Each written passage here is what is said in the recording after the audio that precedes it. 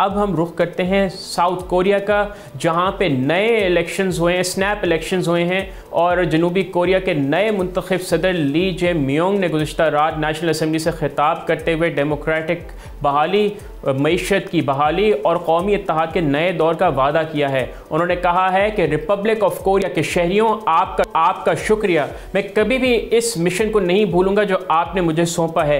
ली जे मियोंग ने बड़े वादे किए हैं, खासतौर पर मार्शल लॉ के मामले में अदालती फैसला और फौजी मुदाखलत का खात्मा। लेकिन अजीम, आप पे सवाल यह है कि क्या वो अपने वादों पर अमल दरामद को यकीनी बना सकेंगे? अक्सर लीडर्स अपनी पब्लिक सपोर्ट को ज़्यादा और बेसिकली इंस्टीट्यूशंस यानी इदारों की ताकत और उनकी पब्लिक सपोर्ट को कम समझते हैं।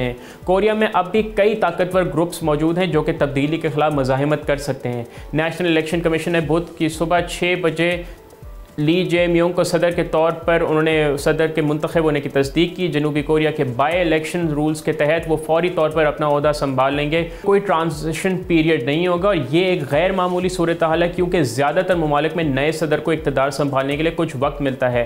अपने खिताब में जो कि 3 दिसंबर 2024 के हुआ था, कूप के अटैम्प्ट का जिक्र किया जो कि साबिक सदर योन सक योल ने किया था। उन्होंने कहा कि इस बगावत की रात से लोगों ने सर्दी और हवा बर्दाश्त की है और ये मुतालबा करते हुए कि यह मुल्क अपने आम शहरियों का हो। ताकत को लोगों की खिदमत करनी चाहिए, न कि सदर के प्राइवेट मफादात की।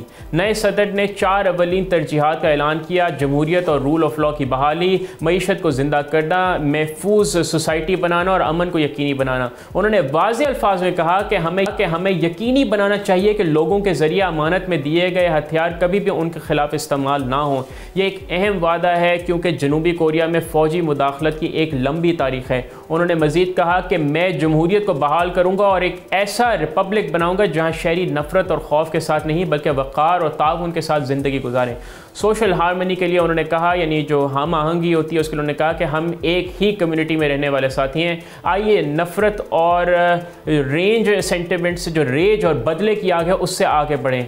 अब ली जे मियोंग को कई अहम चैलेंजेस का सामना है। इनमें अमरीकी टैरिफ्स का मामला शामिल है, ख़ासतौर पर अब जब डोनाल्ड ट्रंप दोबारा सदर हैं।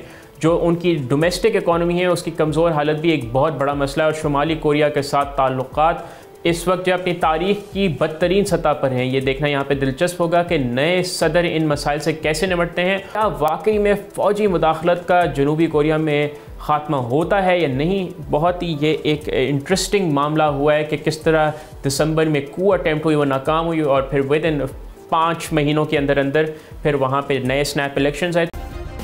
सब्सक्राइब करें और बेल दबाएं ताकि कोई खबर रह न जाए।